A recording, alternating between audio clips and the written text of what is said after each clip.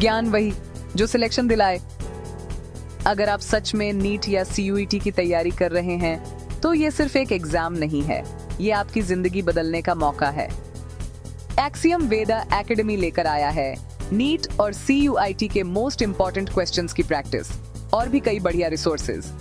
लेकिन सिलेक्शन सिर्फ उन्हीं का होता है जो कॉन्सेप्ट्स को समझते हैं, न कि सिर्फ रट्टे मारते हैं। स्वागत है आपका एक्सियम वेदा एकेडमी में, जहां नीट और सीयूईटी के मोस्ट इंपॉर्टेंट क्वेश्चंस की प्रैक्टिस करवाई जाती है। पहला सवाल, आनुवंशिकी के जनक किसे कहा जाता है?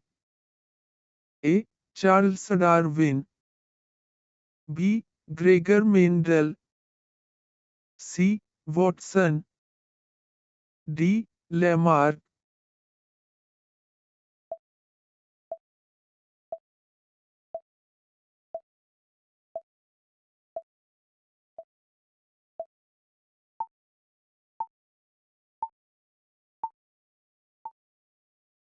समय खत्म। सही जवाब था ग्रेगर मेंडल। अब दूसरा सवाल, मेंडल ने किस पौधे पर प्रयोग किया?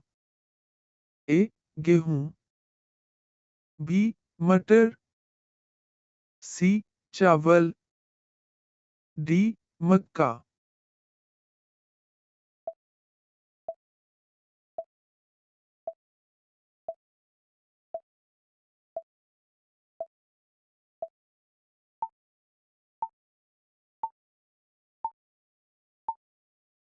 समय खत्म। सही जवाब था मटर। अब तीसरा सवाल, एक लक्षण के अध्ययन को क्या कहते हैं? A. Dihybrid, B. Monohybrid, C. Trihybrid, D. Polyhybrid.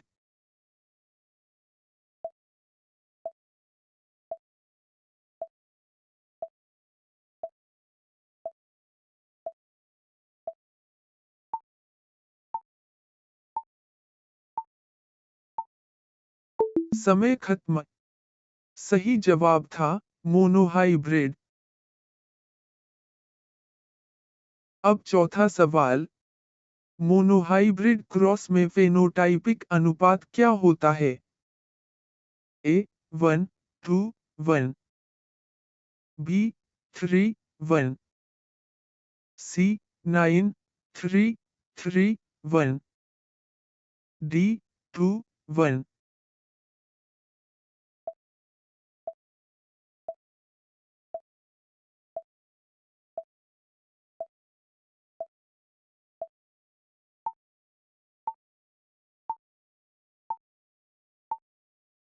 समय खत्म। सही जवाब था 3:1। अब पांचवा सवाल, जीन का वैकल्पिक रूप क्या कहलाता है? A. Chromosome, B. Allele, C. DNA, D. RNA.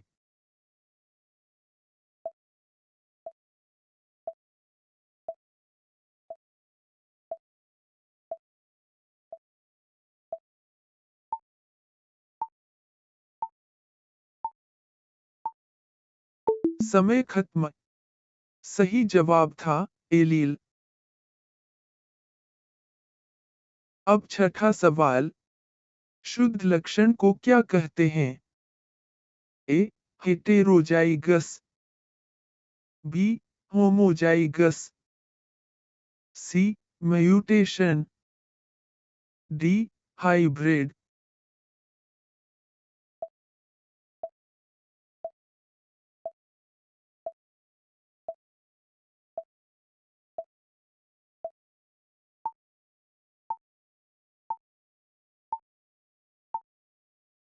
समय खत्म।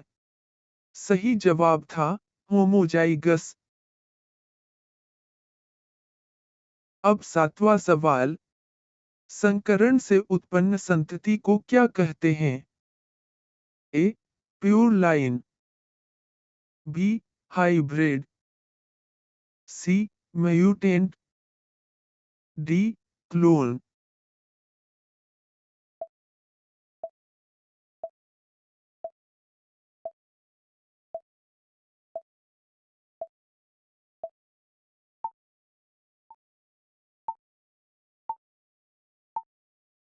समय खत्म।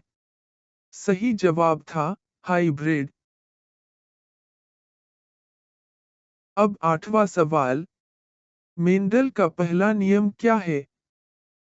ए स्वतंत्र वर्गीकरण। बी पृथक्करण का नियम। सी प्रभुत्व का नियम। डी लिंकज।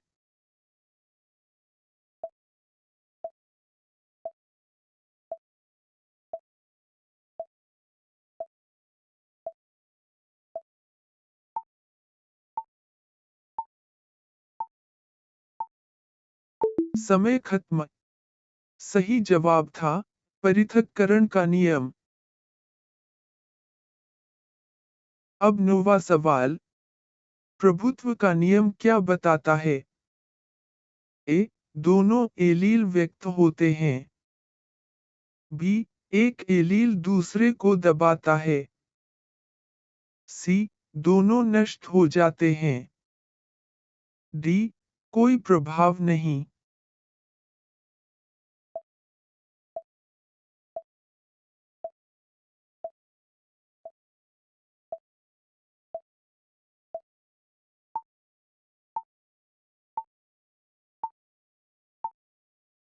समय खत्म।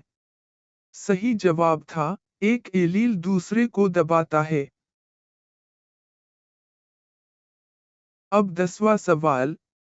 डाइहाइब्रिड क्रॉस में अनुपात क्या होता है? ए 3:1। बी 9:3:3:1।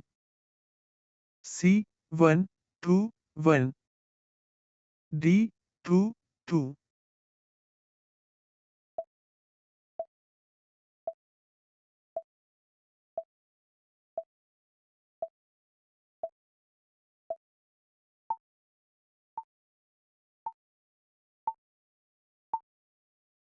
समय खत्म। सही जवाब था 9:3:3:1। अब नंबर 11 सवाल। जीन किसमें स्थित होते हैं? A cytoplasm. B chromosome. C nucleolus. D mitochondria.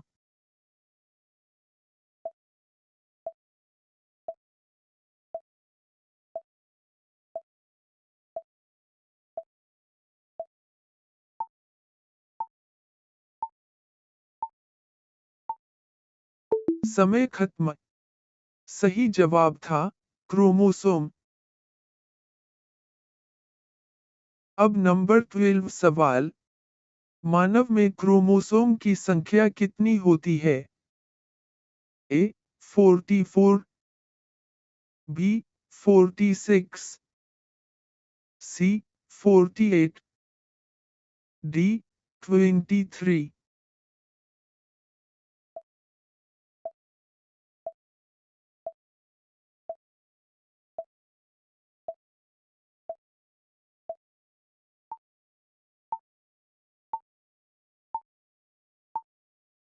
समय खत्म। सही जवाब था 46। अब नंबर 13 सवाल। पुरुष में सेक्स क्रोमोसोम क्या होते हैं? A XX। B XY। C YY। D XO।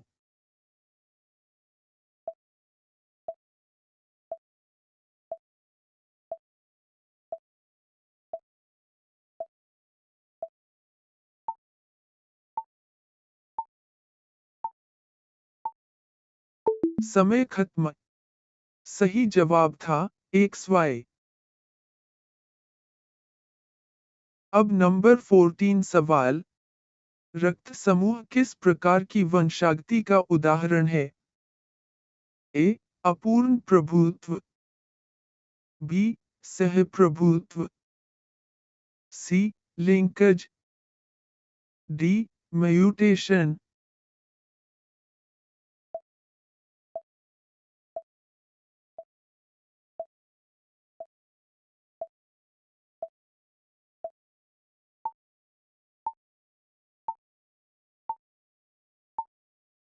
समय खत्म। सही जवाब था सहप्रभुत्व। अब नंबर 15 सवाल अपूर्ण प्रभुत्व का उदाहरण है। ए मटर। बी स्नैपड्रैगन फूल। सी मानव। डी कुत्ता।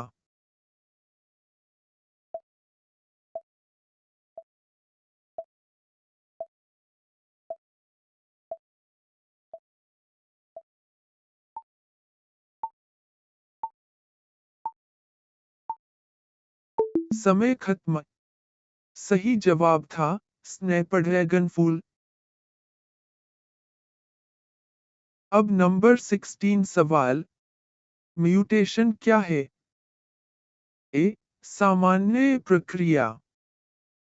बी जीन में परिवर्तन। सी कोशिका विभाजन। डी ऊर्जा उत्पादन।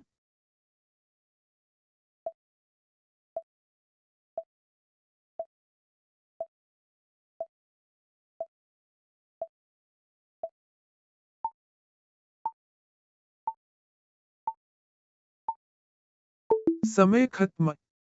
सही जवाब था जीन में परिवर्तन। अब नंबर 17 सवाल आनुवंशिक विविधता का मुख्य कारण क्या है? A mitosis.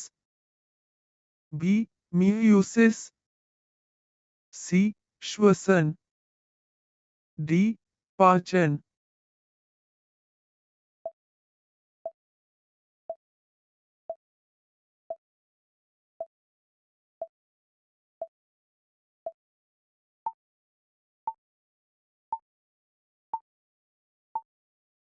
समय खत्म।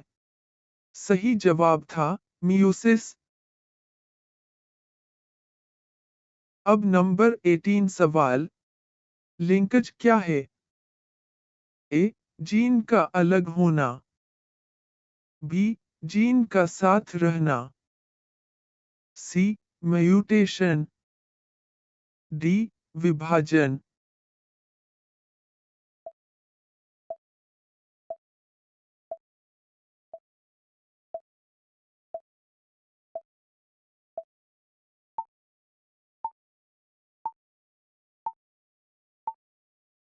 समय खत्म। सही जवाब था जीन का साथ रहना। अब नंबर 19 सवाल टेस्ट क्रॉस का उद्देश्य क्या है? ए जीन बनाना। बी जीनोटाइप पता करना। सी म्यूटेशन। D cloning.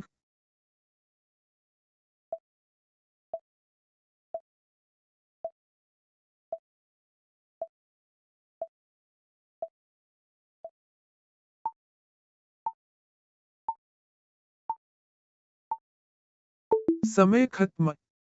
सही जवाब था जीनोटाइप पता करना। अब नंबर 20 सवाल 100 प्रकार किसमें पाया जाता है? ए महिला। बी पुरुष।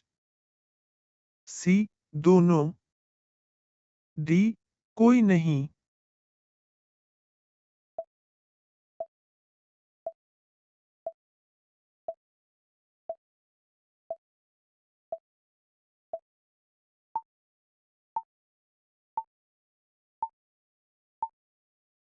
समय खत्म। सही जवाब था अनडिफाइंड। अब नंबर 21 सवाल अपूर्ण प्रभुत्व इनकम्प्लीट डोमिनेंस में F1 पीढ़ी का फेनोटाइप कैसा होता है? ए केवल डोमिनेंट, बी केवल रिसेसिव, सी मध्यवर्ती इंटरमीडिएट, डी मिश्रित नहीं।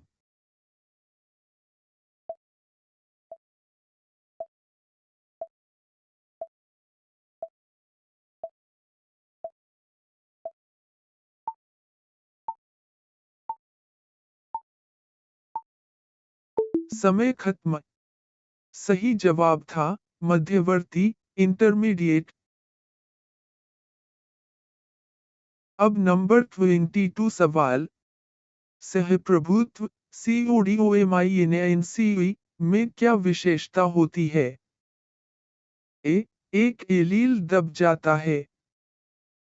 बी दोनों एलील समान रूप से व्यक्त होते हैं। सी केवल एक लक्षण दिखता है। डी म्यूटेशन होता है।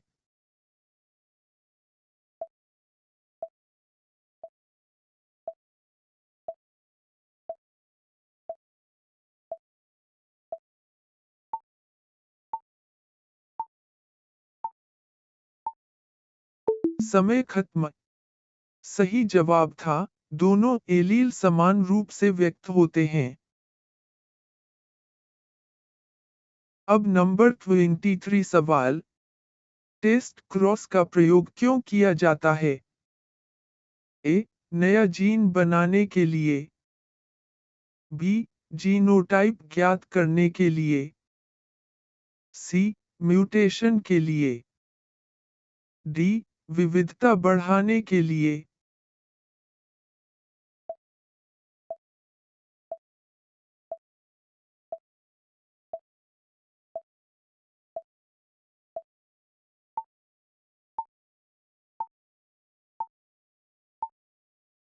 समय खत्म। सही जवाब था जीनोटाइप ज्ञात करने के लिए। अब नंबर 24 सवाल। क्रॉसिंग ओवर का मुख्य परिणाम क्या है? ए गुणसूत्र संख्या बढ़ना। बी आनुवंशिक विविधता बढ़ना। सी डीएनए नष्ट होना। डी कोशिका मृत्यु।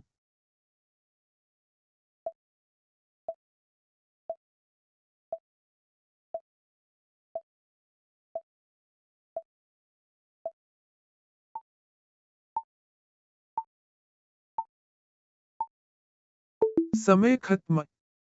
सही जवाब था आनुवंशिक विविधता बढ़ना। अब नंबर 25 सवाल। यदि कोई लक्षण पीढ़ियों को छोड़कर प्रकट होता है, तो वह किस प्रकार का लक्षण है? ए प्रभावी। बी अप्रभावी। सी सहप्रभावी। D linked.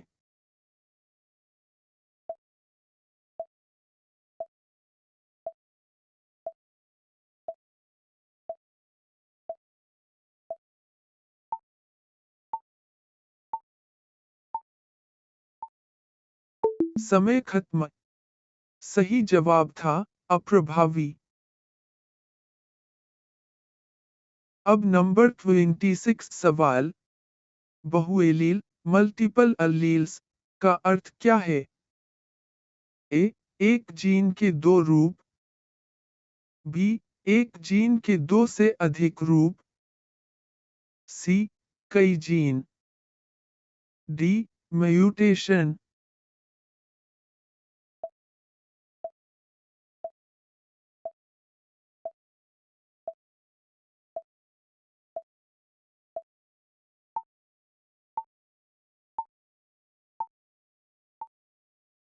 समय खत्म। सही जवाब था एक जीन के दो से अधिक रूप। अब नंबर 27 सवाल। बहुजीनिक वंशागति POLYGENIC इनहेरिटेंस में क्या होता है? ए एक जीन एक लक्षण। बी कई जीन एक लक्षण। सी म्यूटेशन, डी लिंकेज।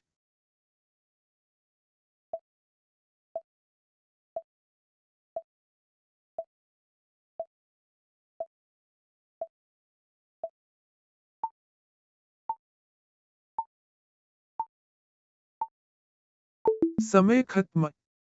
सही जवाब था कई जीन एक लक्षण। अब नंबर 28 सवाल। एपिस्टेसिस में क्या होता है? ए जीन स्वतंत्र होते हैं। बी एक जीन दूसरे के प्रभाव को दबाता है। सी म्यूटेशन।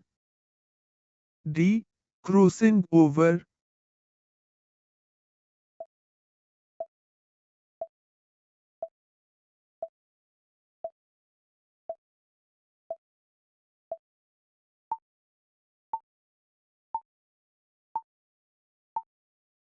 समय खत्म। सही जवाब था एक जीन दूसरे के प्रभाव को दबाता है।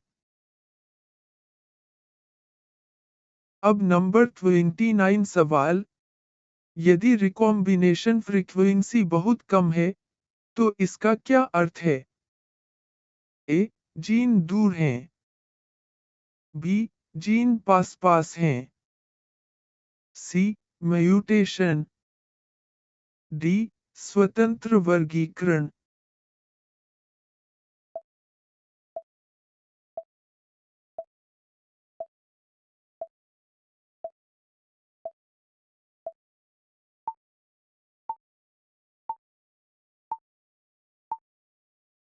समय खत्म।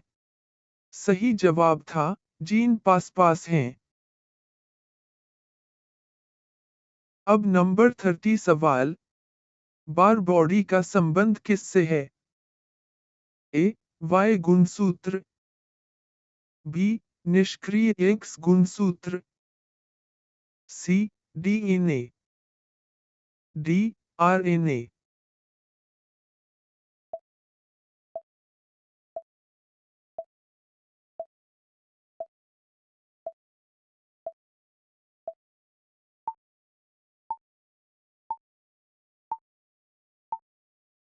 समय खत्म। सही जवाब था निष्क्रिय एक्स गुणसूत्र। अब नंबर 31 सवाल। नॉन डिसजंक्शन NONDISJUNCTION का परिणाम क्या होता है? ए सामान्य कोशिकाएं। B aneuploidy ANEUPLOIDY। C mutation. D linkage.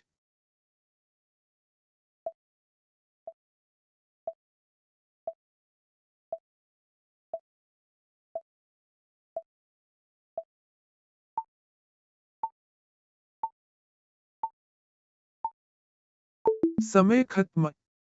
सही जवाब था एनीयूप्लॉइडी ANEUPLOIDY। अब नंबर 32 सवाल। ट्राइसोमी का अर्थ क्या है? ए एक गुणसूत्र कम। बी एक गुणसूत्र अधिक। सी दो गुणसूत्र। डी कोई नहीं।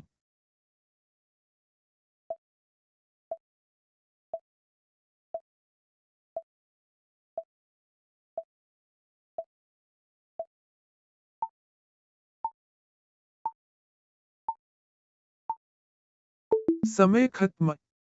सही जवाब था एक गुणसूत्र अधिक। अब नंबर 33 सवाल। वंशावली विश्लेषण पीडिग्री एनालिसिस से क्या ज्ञात होता है? ए डीएनए संरचना। B inheritance pattern. C mutation. D protein.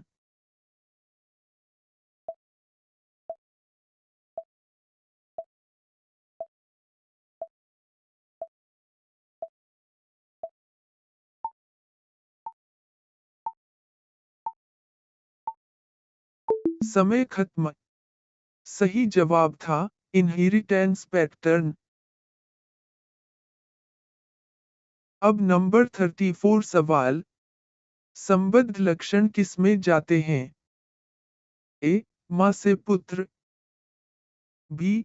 पिता से पुत्र। सी. माँ से पुत्री। डी. सभी में।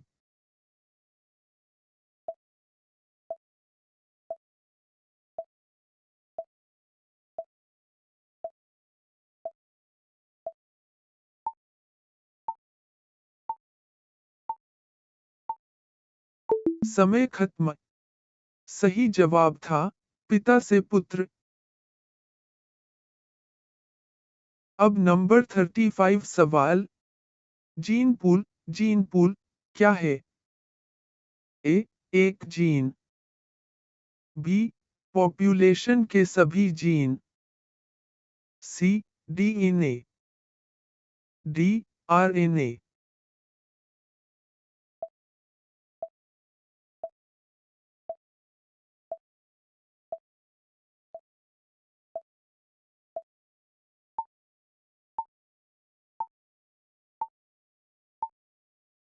समय खत्म।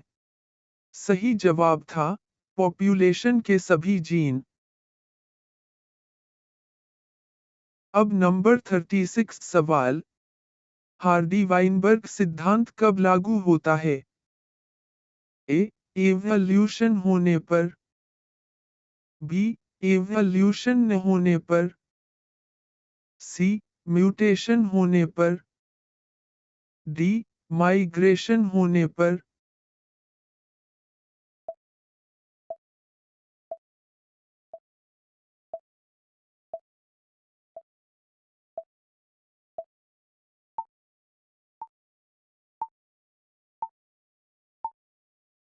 समय खत्म।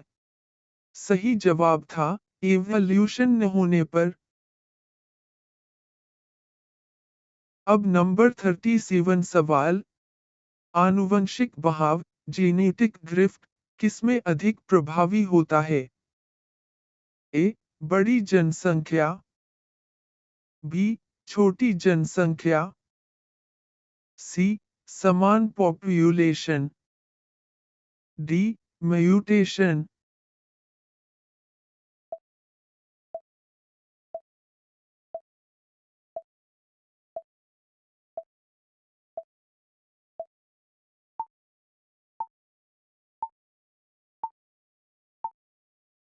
समय खत्म।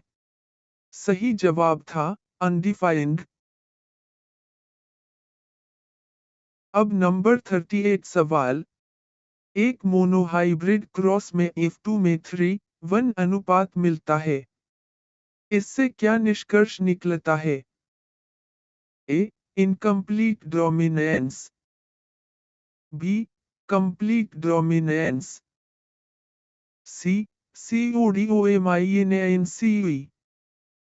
डी. लिंकेज।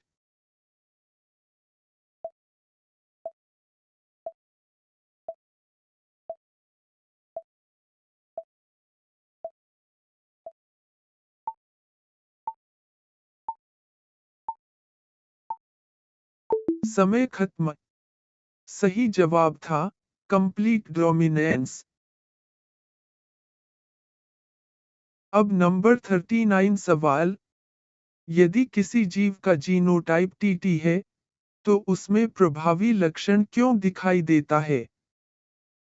ए. क्योंकि दोनों एलील समान हैं। बी. क्योंकि प्रभावी एलील अप्रभावी को दबा देता है। सी. क्योंकि अप्रभावी अधिक शक्तिशाली है। डी. क्योंकि उत्परिवर्तन हुआ है।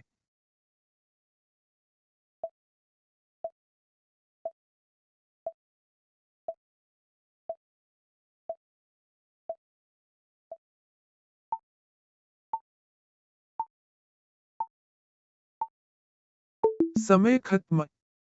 सही जवाब था क्योंकि प्रभावी एलील अप्रभावी को दबा देता है। अब नंबर 40 सवाल।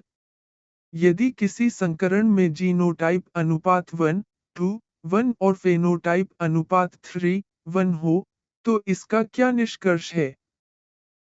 ए. अपूर्ण प्रभुत्व। बी. पूर्ण प्रभुत्व। सी. सहप्रभुत्व। डी. संलग्नता।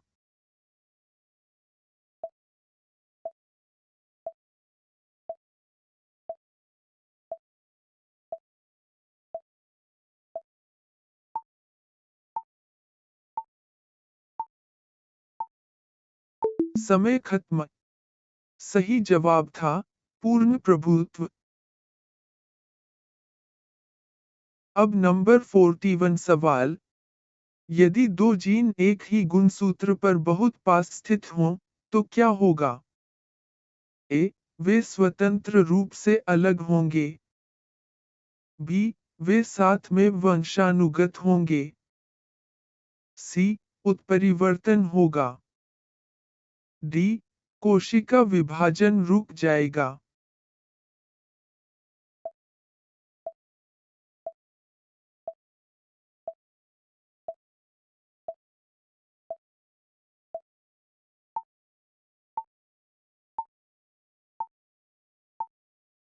समय खत्म। सही जवाब था वे साथ में वंशानुगत होंगे। अब नंबर 42 सवाल। यदि किसी लक्षण का प्रकट होना केवल समयुग्मजी अवस्था में होता है, तो वह कैसा लक्षण है? ए. प्रभावी। बी. अप्रभावी। सी. सहप्रभावी। डी. बहुजीनिक।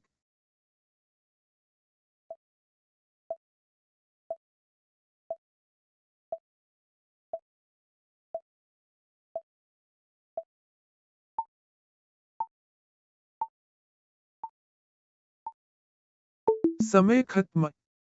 सही जवाब था अप्रभावी। अब नंबर 43 सवाल।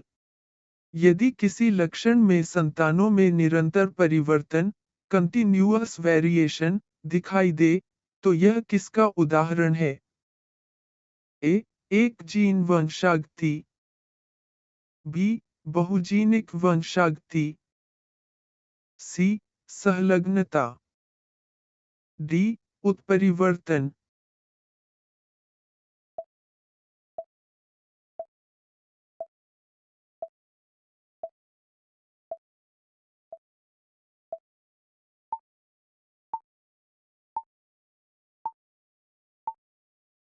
समय खत्म। सही जवाब था बहुजीनिक वंशागति। अब नंबर 44 सवाल। यदि किसी संकरण में फेनोटाइप अनुपात 3:1 मिलता है, तो यह किस बात का प्रमाण है? ए. अपूर्ण प्रभुत्व। बी. पूर्ण प्रभुत्व। सी. सहप्रभुत्व। डी. बहुजीनिक वंशागति।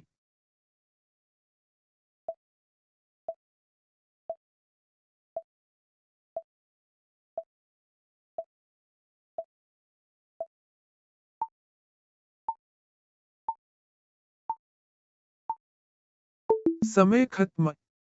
सही जवाब था पूर्ण प्रभुत्व। अब नंबर 45 सवाल। यदि दो लक्षणों का संकरण करने पर अपेक्षित 9:3:1 अनुपात न मिले, तो इसका मुख्य कारण क्या है? ए. उत्परिवर्तन। बी. संलग्नता। सी. निषेचन। डी. कोशिका विभाजन।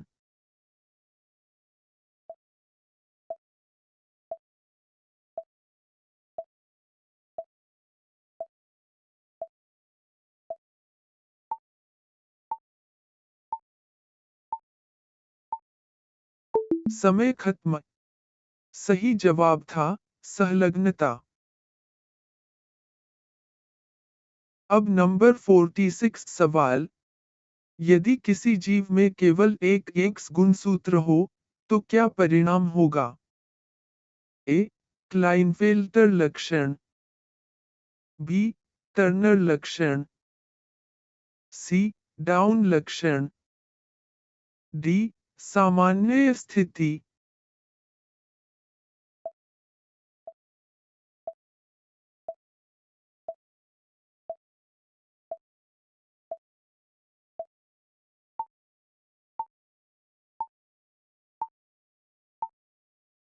समय खत्म।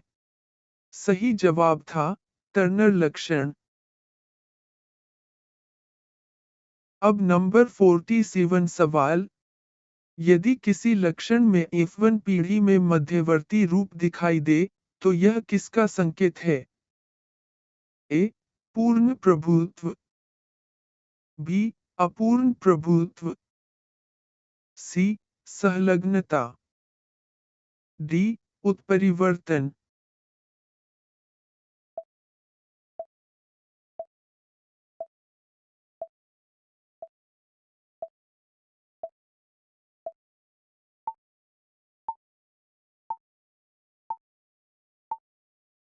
समय खत्म। सही जवाब था अपूर्ण प्रभुत्व। अब नंबर 48 सवाल। यदि किसी लक्षण में दोनों एलील साथ में स्पष्ट दिखाई दें, तो यह क्या दर्शाता है? ए. अपूर्ण प्रभुत्व। बी. सहप्रभुत्व। सी.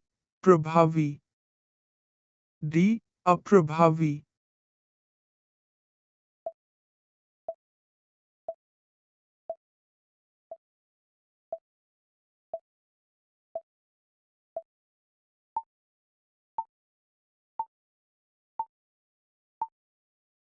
समय खत्म।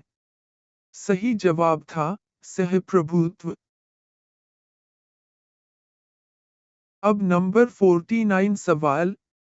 यदि किसी लक्षण का प्रकट होना पीढ़ियों को छोड़कर हो, तो वह किस प्रकार का लक्षण है? ए. प्रभावी। बी. अप्रभावी। सी. सहप्रभावी।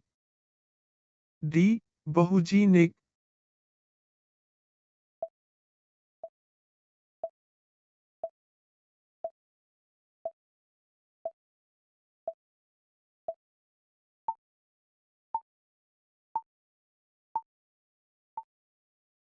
समय खत्म। सही जवाब था अप्रभावी। अब नंबर 50 सवाल। यदि दो जीनों के बीच पुनर्संयोजन बहुत कम हो, तो क्या निष्कर्ष है? ए. जीन दूर हैं। बी. जीन पास पास हैं। सी. उत्परिवर्तन हुआ है। डी. स्वतंत्र वर्गीकरण।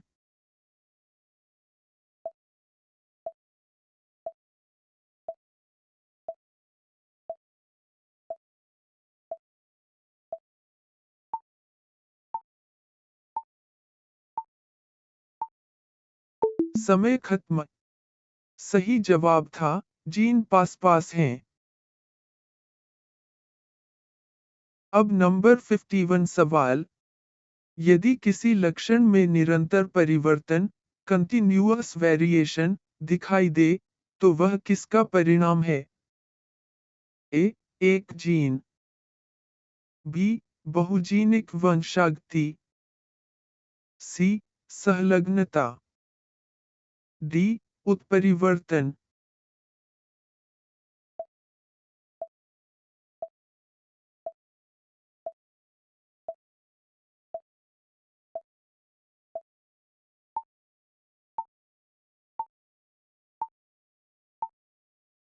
समय खत्म।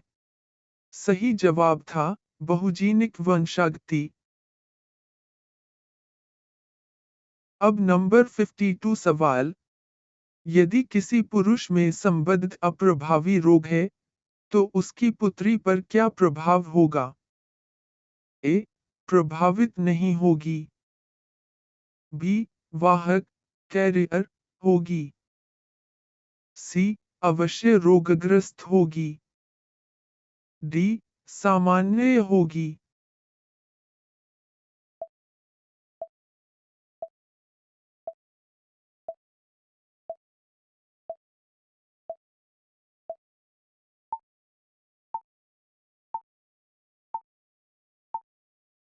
समय खत्म। सही जवाब था वाहक कैरियर होगी। अब नंबर 53 सवाल। यदि किसी लक्षण का संचरण केवल पिता से पुत्र में हो, तो वह किस प्रकार का है? ए. संबद्ध। बी. संबद्ध। सी. स्वसामी AUTOSOMAL। डी. अप्रभावी।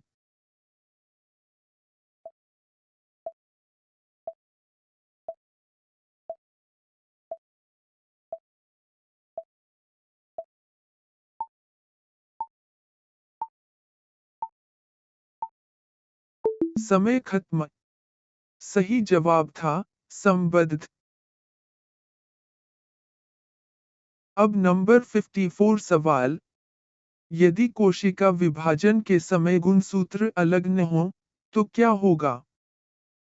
ए. सामान्य स्थिति। बी. गुणसूत्र असंतुलन एनियूप्लॉइडी। सी. उत्परिवर्तन। डी. संलग्नता।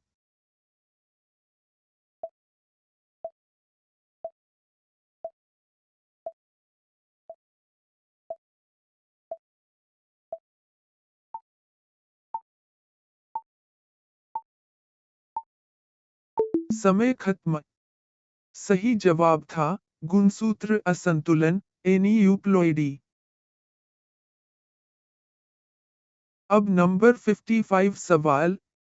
यदि किसी जीव में एक जीन कई लक्षणों को प्रभावित करता है, तो यह क्या कहलाता है? ए. बहुजीनिक।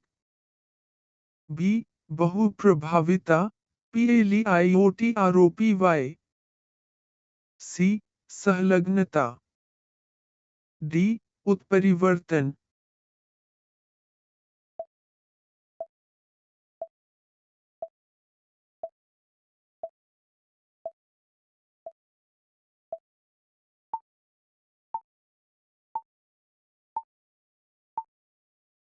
समय खत्म। सही जवाब था बहुप्रभाविता PLEIOTROPY। अब नंबर 56 सवाल। यदि किसी आबादी में एलील आवृत्ति स्थिर रहती है, तो यह किसका संकेत है? ए. विकास। बी. हार्डी वाइनबर्ग संतुलन। सी. उत्परिवर्तन। डी. चयन।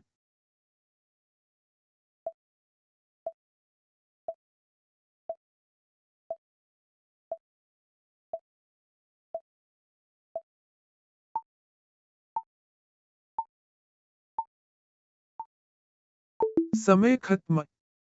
सही जवाब था हार्डी वाइनबर्ग संतुलन। अब नंबर 57 सवाल। यदि उत्परिवर्तन की दर बढ़े, तो क्या प्रभाव होगा? ए. विविधता घटेगी। बी. विविधता बढ़ेगी। सी. डीएनए नष्ट होगा। डी. कोई प्रभाव नहीं।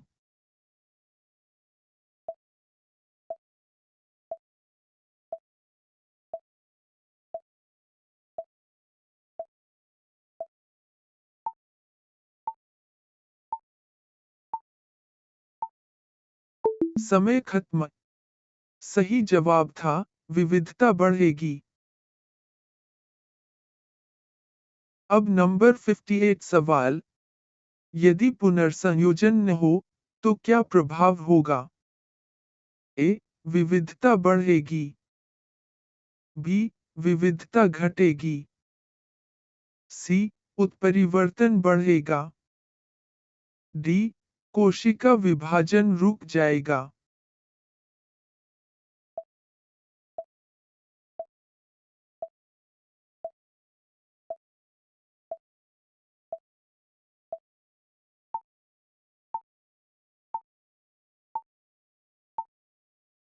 समय खत्म। सही जवाब था, विविधता घटेगी। अब नंबर 59 सवाल। यदि किसी लक्षण का फेनोटाइप अनुपात 1:1 हो, तो यह किसका संकेत है? ए. पूर्ण प्रभुत्व। बी. अपूर्ण प्रभुत्व। सी. सहलग्नता। डी. उत्परिवर्तन।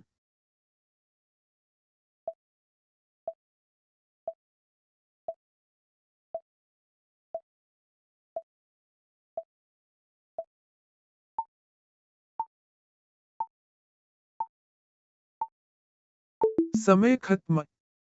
सही जवाब था, अपूर्ण प्रभुत्व। अब नंबर 60 सवाल। यदि किसी व्यक्ति में XXY गुणसूत्र हो, तो यह कौन सा लक्षण है? ए. टर्नर। बी. क्लाइनफेल्टर। सी. डाउन। डी. सामान्य।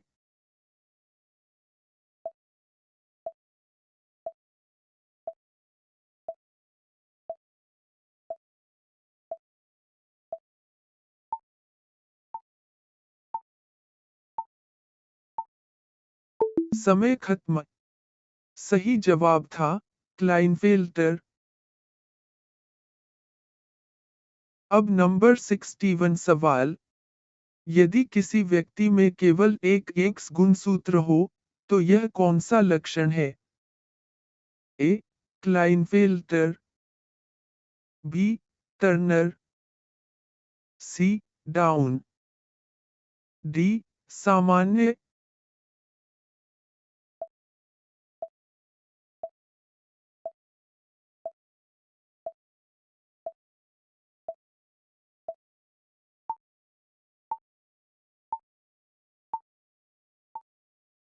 समय खत्म।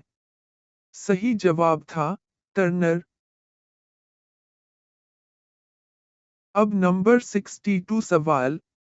यदि किसी आबादी में एलील आवृत्ति बदलती है, तो यह क्या दर्शाता है? ए. संतुलन। बी. विकास। सी. उत्परिवर्तन।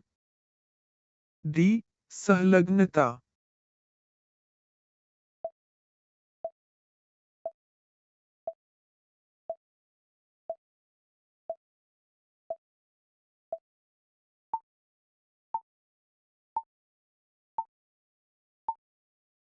समय खत्म।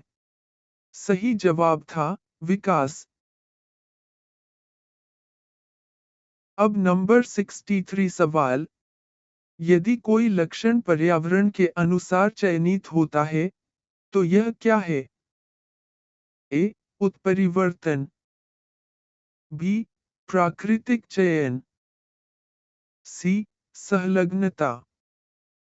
डी. विभाजन।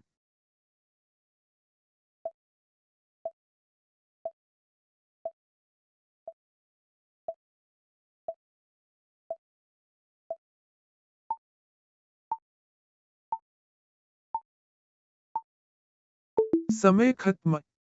सही जवाब था, प्राकृतिक चयन। अब नंबर 64 सवाल। यदि जीनों के बीच दूरी अधिक हो, तो क्या होगा? ए. पुनर्संयोजन कम। बी. पुनर्संयोजन अधिक।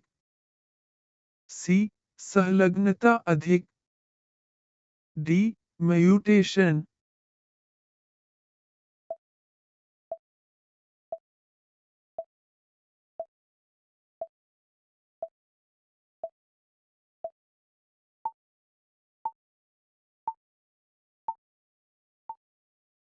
समय खत्म। सही जवाब था, पुनर्संयोजन अधिक। अब नंबर 65 सवाल। यदि किसी ट्रेट में दो से अधिक एलील हों, तो यह क्या कहलाता है? ए. एकल एलील। बी. बहुएलील। सी. सहलग्नता। डी उत्परिवर्तन।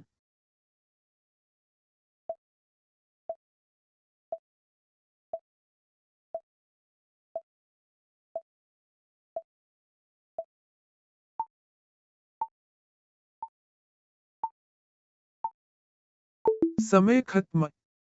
सही जवाब था बहुएलील। अब नंबर 66 सवाल। यदि किसी ट्रेट में एक जीन दूसरे के प्रभाव को दबा दे तो यह क्या है? ए संलग्नता, बी एपिस्टेसिस, सी उत्परिवर्तन, डी प्रभुत्व।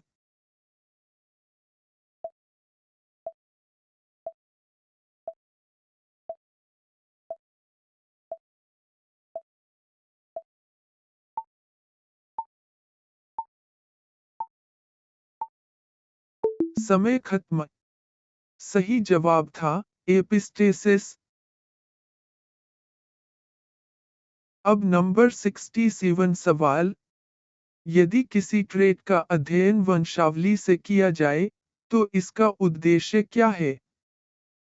ए डीएनए बनाना, बी वंशागति पैटर्न जानना, सी म्यूटेशन करना, डी प्रोटीन बनाना।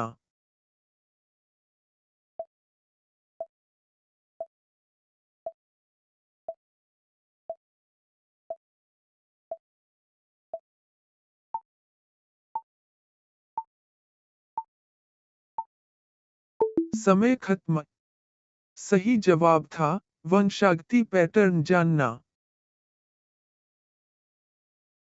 अब नंबर 68 सवाल। यदि मेंडल का नियम कणिकीय वंशागति कहता है तो इसका क्या अर्थ है?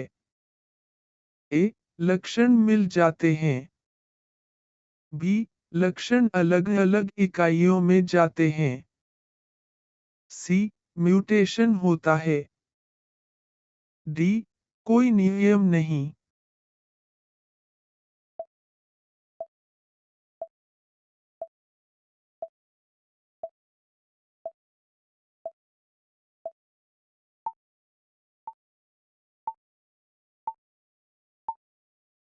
समय खत्म।